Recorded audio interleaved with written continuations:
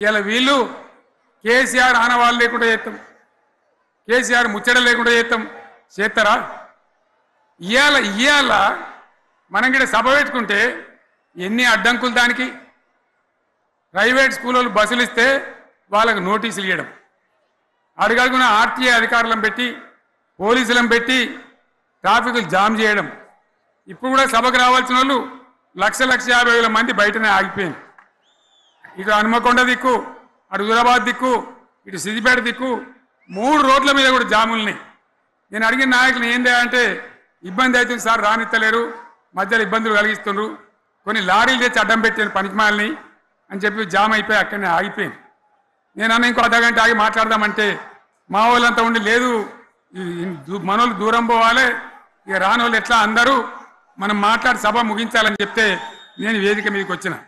ఇన్ని అడ్డంకులు ఇంత కడుపు ఆపుతారా? బీఆర్ఎస్ సభలను ఆపుతారా? ఈ ప్రపంచనాన్ని ఎవడాపుతాడు? ఆగబడితే ఆగుతుందా? నేను ఒక్క మాట పోలీసు మిత్రులకు మనవి చేస్తా ఉన్నా. ప్రజాస్వామ్యంలో ప్రజలకు అడిగే హక్కు ఉంటుంది, తప్పకుండా అడుగుతారు ప్రజలు. ఈ అడిగే హక్కును సోషల్ మీడియాలో బీఆర్ఎస్కు సోషల్ మీడియా వారియర్స్ ఉన్నారు, వాళ్ళు బ్రహ్మాండంగా పనిచేస్తున్నారు, ఖచ్చితంగా అడుగుతున్నారు ప్రజల తరఫున.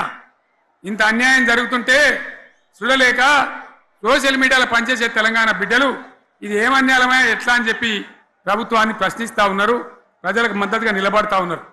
వాళ్ళ మీద కేసులు, వాళ్ళని పట్టుకపోవడు. పోలీస్ సోదరులను నేను అడుగుతా ఉన్నా, మీరెందుకు దునుకులాడుతుండ్రే? మీకేమక్కడ వచ్చింది? మీకొక్కటి చెప్తున్నా నేను, గ్యారంటీగా పోలీసు మిత్రులారా, ఇవాళ పోయి రాత్రి మీ డైరీలలో రాసుకోండి, మీ డైరీలలో రాసి పెట్టుకోండి. 100కు 100% ఇలా తెలంగాణ చెలరేగిన పరిస్థితికి మళ్ళా వచ్చేది బీఆర్ఎస్ గవర్నమెంటే. అది ఎవరు కూడా ఆపలేడు, అది ఎవరి తరం కాదు, ఎవరి వశం కాదు. మీకు తెలియదా? మీరు పోలీసు ఉద్యోగాలు చేస్తున్నారు, మీరు చదువుకోలేదా? మీకు కూడా విజ్ఞానం ఉంది కదా? వీళ్ళు దొంగ వాగ్దానాలు చేయలేదా? ప్రజలను మోసం చేయలేదా? ప్రజాస్వామ్యంలో ప్రజలకు అడిగే హక్కు లేదా?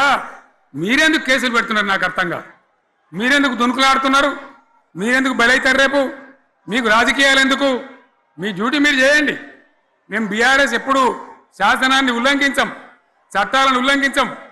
అయినా నేను ఒక్క మాట మళ్ళీ చెప్తా ఉన్నా, మీకు ఆల్రెడీ చెప్తా ఉన్నారు పార్టీ నుంచి, ఎక్కడ ఎవరిని మీ మీద అన్యాయం కేసులు పెట్టినా మన టీఆర్ఎస్ లీగల్ సెల్ వీరులు ఉన్నారు, మీరు భయపడే అవసరం లేదు. న్యాయస్థానాలని అక్కడ పోరాటం చేద్దాం. మీకు అండగా కేసీఆర్ ఉంటాడు, బీఆర్ఎస్ ఉంటుంది, అందరం ఉంటాం. ఇక ఈడికెళ్ళి నేను కూడా ఊకోను, నేను బయలుదేరతా. యాన్ దాకైనా మంచిదే. ఎవరెవరి సంగతి ఏందో, ఎవరైనా లెక్కేందో అన్ని కూడా లెక్కలు తీద్దామని మనవి చేస్తా ఉన్నా.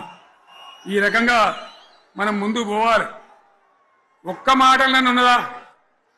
ఇవాళ ఈ ప్రభుత్వం, ఈ కాంగ్రెస్ నయవంచక ప్రభుత్వం సంక్షేమంలో ఫెయిల్, మంచినీళ్ళలో ఫెయిల్, పొలాలకు నీళ్ళు ఇవ్వడంలో, సాగునీళ్ళలో ఫెయిల్, కరెంటు సరఫరాలో ఫెయిల్, రైతు బంధులో ఫెయిల్, విత్తనాలు ఎరువులు సరఫరాలో ఫెయిలేనా? ధాన్యం కొనుగోలులో ఫెయిల్, పల్లెలు పట్టణాల అభివృద్ధిలో ఫెయిల్, భూముల ధరలు పెంచడంలో ఫెయిల్. మరి దేంట్లో పాస్ అయిండు?